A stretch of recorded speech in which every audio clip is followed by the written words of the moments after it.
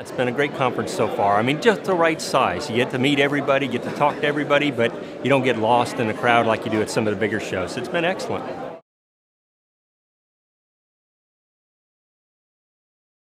So the coherent transmission is really helping us because it changes the whole way that we do transmission. We now no longer need that filter at the end. And if we have a coherent receiver, it can become the filter. So then you can get rid of the fixed filters at that ROADM layer and use it as a way to try and do that final recovery of the signal. That means you can start to think about the colorless, directionless, contentionless kind of environments, and then you can apply a control plane to that. Again, it's all relying on the coherent receiver because without that we wouldn't be able to get rid of the fixed filters.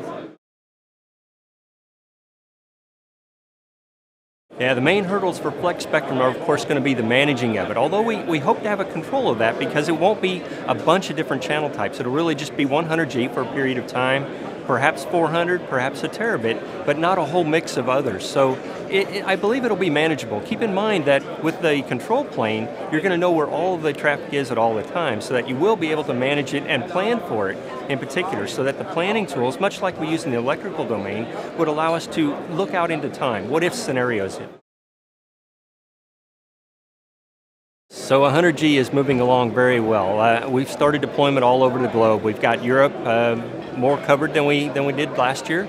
In the US, we've been deploying as well, and it is really becoming the new transmission standard. It is the 10 gig of the future, and I think it's here to stay. I mean, it's really going to be with us a long time. It's the building block also for all of these future channels, and the router switch guys are putting it directly into their blades. They're getting more capacity per shelf, per slot, and that's going to be the drivers for 100G going forward. So we really see it growing and continuing to grow for a long time.